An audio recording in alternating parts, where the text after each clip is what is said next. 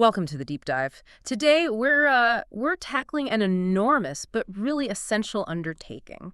Snapshots in Gastroenterology. It's a manual just packed with clinical detail, and since you, our listener, are focused on producing that high-quality, high-yield educational content, our mission is pretty clear. Yeah. We're going to distill this entire volume into the most crucial, actionable knowledge. Right. We're skipping the filler, going straight for the mechanisms, diagnostic principles, and the key treatment strategies that, every student and young practitioner really needs to master. Exactly. This isn't a textbook reading session. Not at all. This is about extracting the signal from the noise.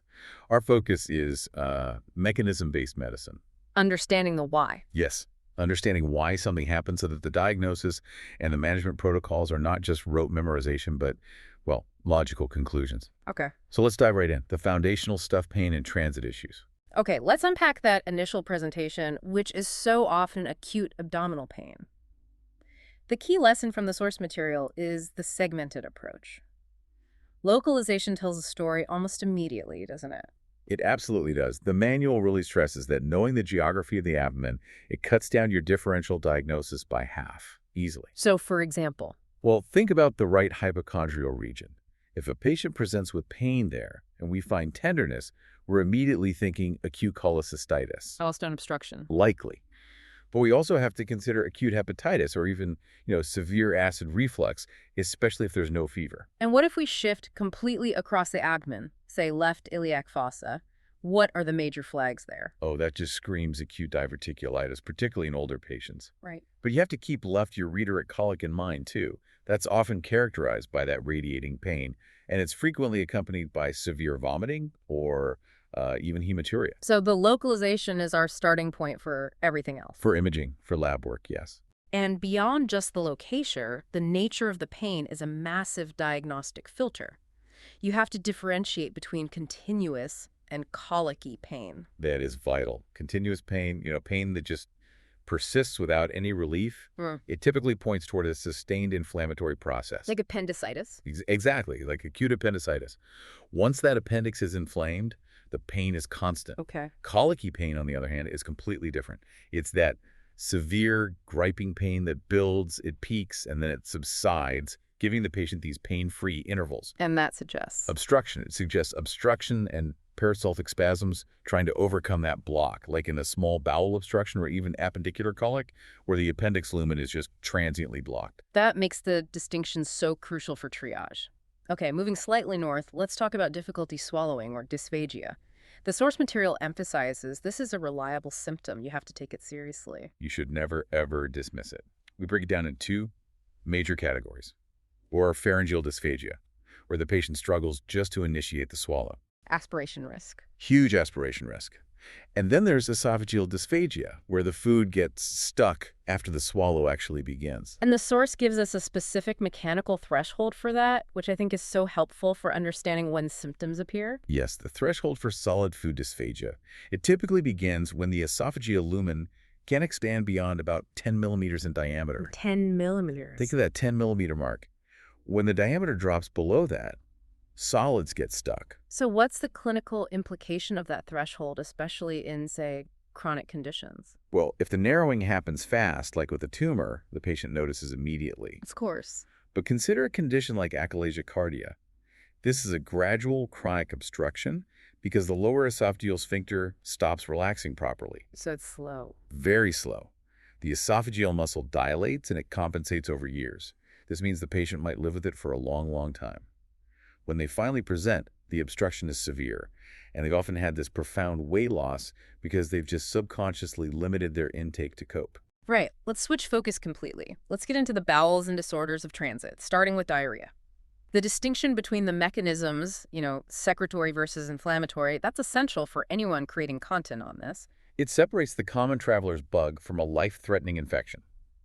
Let's look at the high-yield distinction. You have cytotonic toxins, like from Vibrio cholerae. They work by activating intracellular enzymes.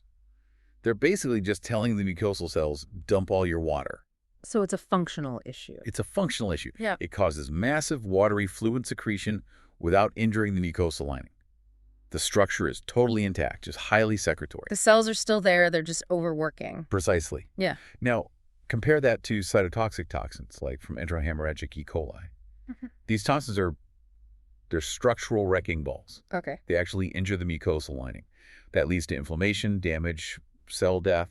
The result is inflammatory diarrhea, which is often bloody or contains pus because of that destruction. And to diagnose which kind we're dealing with, we can turn to a really critical lab value, the fecal osmotic gap, or FOG. The FOG is fantastic because it tells us if the water in the stool is being pulled in passively, which is osmotic, or actively secreted, secretory. How does that work?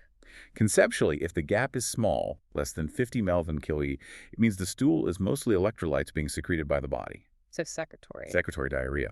If the gap is large, greater than 50, it means there are a lot of unabsorbed osmotic particles like lactose or magnesium pulling water into the stool.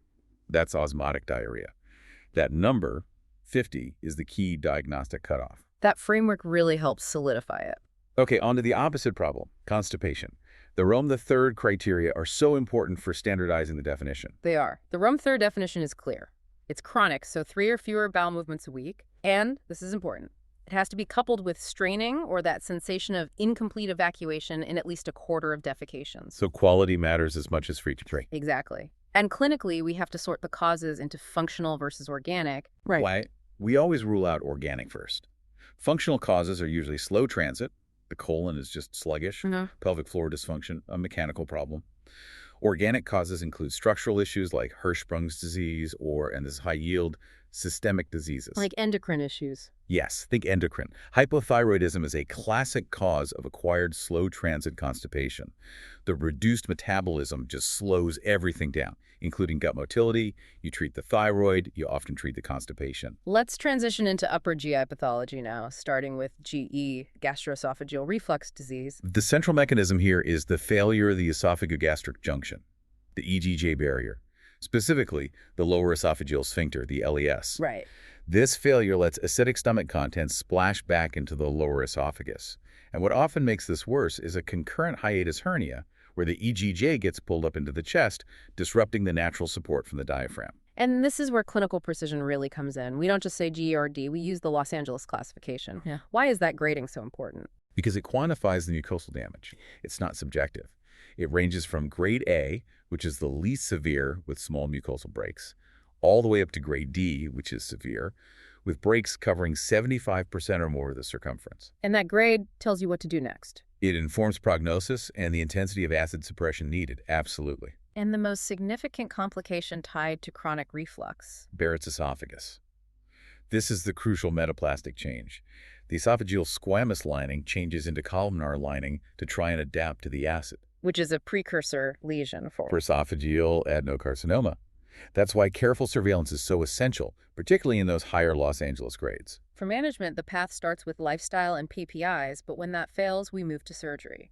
The source names 3 classic procedures. Yes, and these are often tested. The Nissen's fundoplication is the most common. It's a 360-degree wrap of the stomach fundus around the lower esophagus, basically creating a new, tight lower sphincter. And the others? Others, like the transthoracic Belsey Mark IV or the modified Hill repair, they offer variations on that wrap, but the goal is always the same: restore competency to the EGJ. Okay, let's move on to acid peptic disease, APD, and ulcers.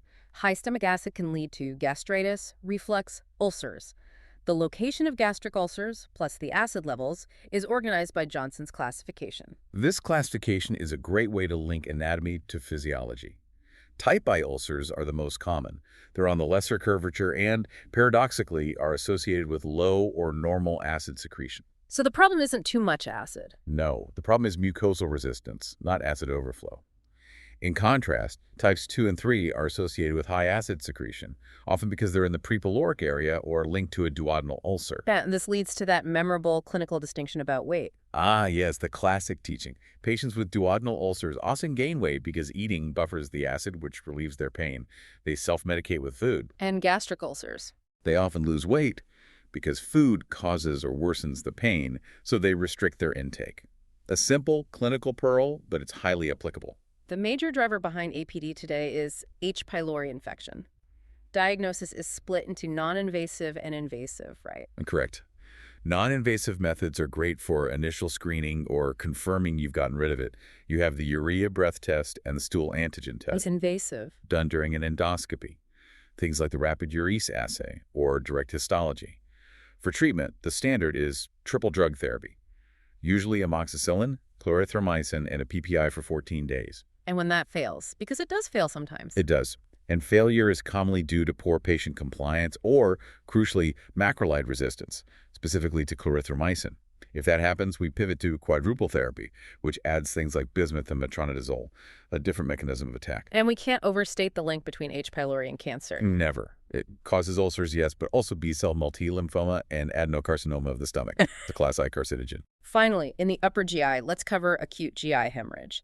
Bleeding proximal to the ligament of Treitz. The presentation is either hematemesis vomiting blood that can look like coffee grounds from the acid, or melena, which is that black terry stool from digested blood. And when we're looking endoscopically, we use the Forrest classification. Yes, grades 1 through 3 to stratify the bleeding risk.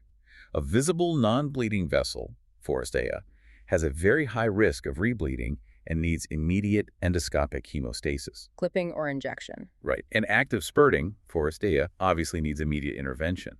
This classification dictates everything, the intervention, the use of high-dose study PPIs. And even if the patient looks okay, visible blood loss isn't reliable. We have to use scores. Absolutely. The Rockall and Blatchford scores are our triage tools. They factor in age, shock, comorbidities to predict mortality and the need for intervention. For you as a content creator, these are perfect examples of how clinicians systematically quantify risk. Let's dedicate our final segment to the hepatobiliary axis, starting with bilirubin metabolism and inherited jaundice. Right. So bilirubin is the breakdown product of heme, mostly from red blood cells. To be excreted, it must be conjugated by the enzyme UGT1A1 in the liver. Defects in this enzyme lead to unconjugated hyperbilirubinemia. And we need to differentiate congenital disorders based on how bad that UGT1A1 dysfunction is. The most common one is Gilbert syndrome.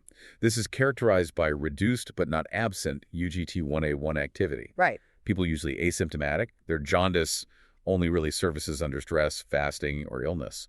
It's so common and so benign, we often debate if it's even a disease at all. Contrast that with the much more severe Crigler-Najjar syndrome. A world of difference. In Crigler-Najjar type 1, UGT1A1 is virtually absent. This is a catastrophe. Unconjugated bilirubin builds up rapidly, you get pale bile because nothing is being excreted, and critically, a high risk of kernicterus brain damage. And type 2? Type 2 is less severe. They have some functional UGT1A1, keeping bilirubin levels lower, and their bile is pigmented, so there's some excretion. The difference in severity is just profound. Okay, moving to viral hepatitis.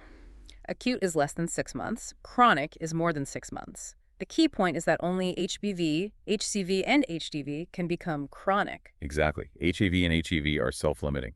Now, hepatitis B, HBV, is fascinating because the risk of it becoming chronic is completely age-dependent. How so? In an infant infected at birth, the risk is over 90%. But an adult infected with HBV has less than a 5% chance of developing chronic disease just due to the mature immune response. And when is treatment indicated for chronic HBV? Only when there's evidence of active disease, so viral replication and elevated liver enzymes. Treatment uses two main strategies: immune modulators like interferon and oral nucleoside analogs like lamivudine or entecavir that directly inhibit the virus. Like for hepatitis C, HCV? Diagnosis is usually confirmed with anti-HCV antibodies and then HCV RNA.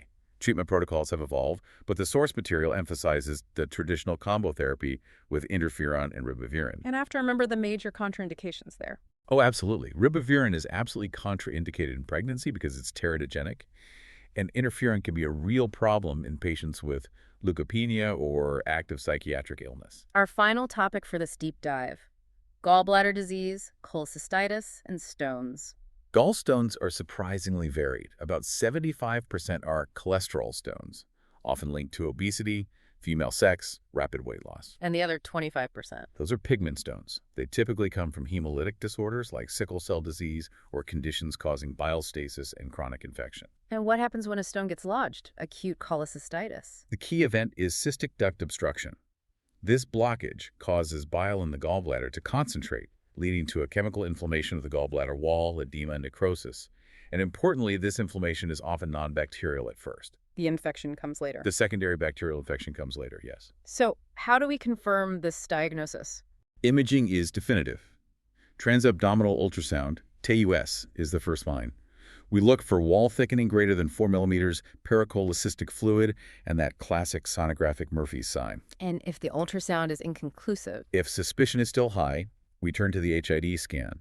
It uses a radioactive tracer excreted by the liver. If the gallbladder doesn't light up, it means the cystic duct is blocked. That confirms the diagnosis. We have successfully synthesized a huge amount of high-yield GI pathology. We've covered everything from differentiating pain patterns and H. pylori resistance to the subtle differences in inherited jaundice and the precise imaging for gallbladder disease. Yeah.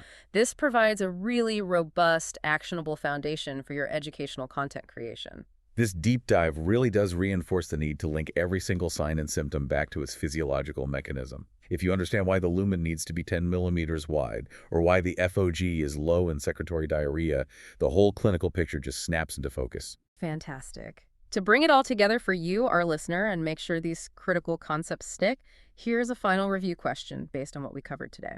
A 45-year-old patient presents with symptoms meeting the Rome III criteria for chronic constipation, but also reports diffuse epigastric pain that is reliably relieved by eating meals.